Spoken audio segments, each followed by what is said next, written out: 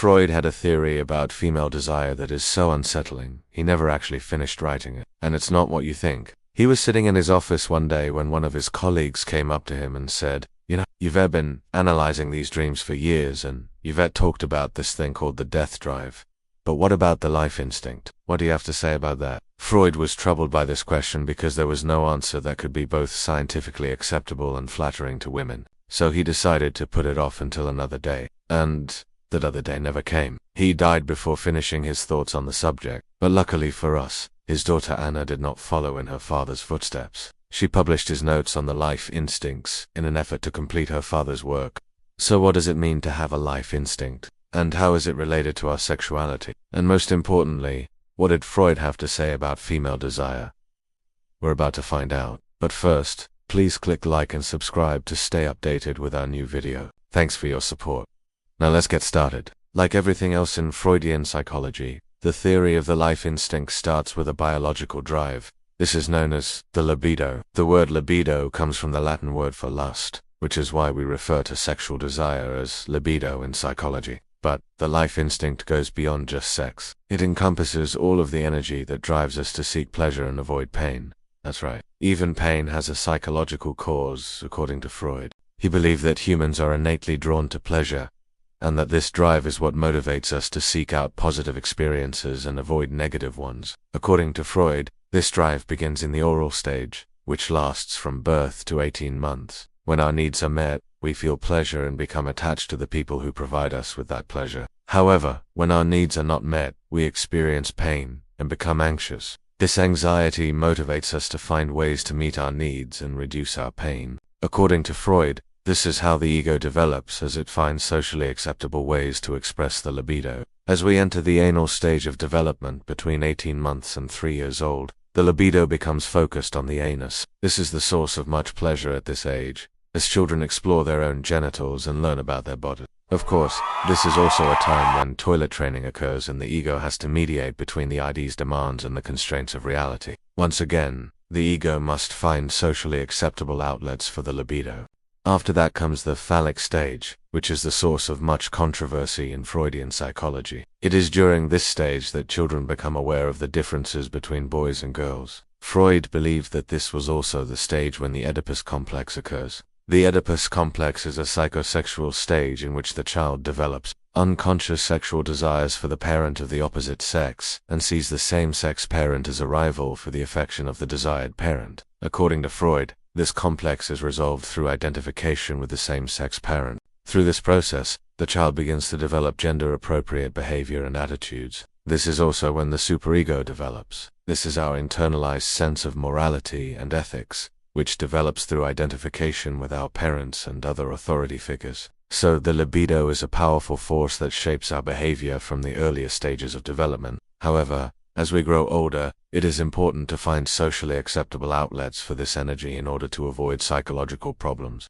For Freud, the primary outlet for the libido was sex. However, he believed that there were other sources of this psychic energy as well. One of the main concepts in Freudian psychology is the death drive, or this is the drive towards self-destruction and death. Freud believed that this drive is present in everyone, and it is what motivates many of our behaviors. For example, many of our actions are motivated by a desire to harm or destroy others. Furthermore, many people also engage in self-destructive behaviors such as substance abuse and risky sexual behaviors. According to Freud, these behaviors are motivated by the death drive. The concept of the death drive is a controversial one, and it has been the subject of much debate in the field of psychology. Some believe that the death drive is simply a manifestation of the aggressive drive and that it is not a separate instinct. Others argue that the death drive is a necessary component of the psyche, because it keeps us from becoming too attached to the world around us. By keeping us detached, we are less likely to suffer when those things are taken away from us.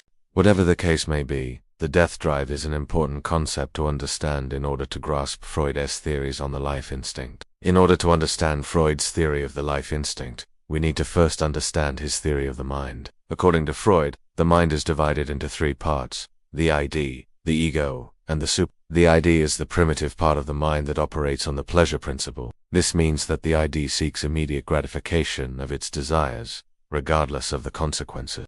The ego develops after the ID and operates on the reality principle.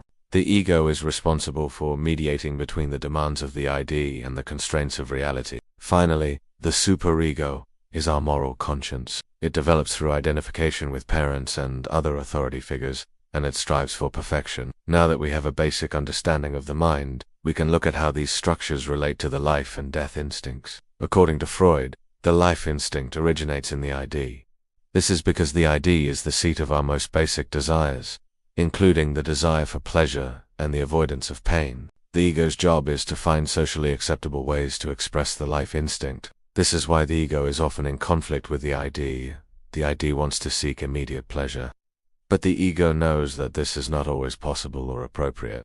The superego also plays a role in this conflict. Because the superego is our moral conscience, it often conflicts with the ID as well. For example, the ID might want to take advantage of someone, but the superego would not allow this because it is immoral. Despite these conflicts, the expression of the life instinct is necessary for mental health. According to Freud, the life instinct motivates us to seek out relationships, to create things, and to achieve our potential. These are all important things for our mental health, because they give us a sense of purpose and meaning. When we are able to express the life instinct in a healthy way, we are more likely to be mentally healthy. But when we are not able to express the life instinct in a healthy way, we are more likely to suffer from psychological problems. So how does this relate to female desire? As mentioned earlier, Freud had some very troubling ideas about female sexuality. He believed that women were inherently passive and that they lacked the phallus. This lack was at the center of all female psychology, and it was the root of all female neuroses. Freud also believed that female homosexuality was impossible. He did not believe that women could be attracted to other women, because he believed that women were inherently passive. However, Freud's views on female sexuality were not always so negative. In fact, he believed that women were capable of great passion and love. He just believed that this passion and love could only be directed towards a man. Unfortunately, Freud never finished his thoughts on the life instinct, so we will never know how he might have expanded his views on female sexuality. However, we can speculate that he may have come to see women as more than just passive objects of male desire. Maybe he would have seen them as active agents who could pursue their own pleasure and happiness. Or maybe he would have continued to believe that women were inherently passive, and that they needed a man to complete them. We will never know for sure. Anna Freud did her best to complete her father's work, but she could not escape the shadow of his legacy. She was never able to fully break away from his ideas, and she was always viewed as the daughter of Sigmund Freud. Even though she made significant contributions to the field of psychology, she is still best known for being Freud's daughter. This is a sad ending to the story of one of the most influential psychologists of the 20th century, but it is also a reminder of the importance of continuing to push the boundaries of knowledge, even in the face of great difficulty. We hope you enjoyed this video. If you did, please click like and subscribe to stay updated with our new videos. Thanks for watching.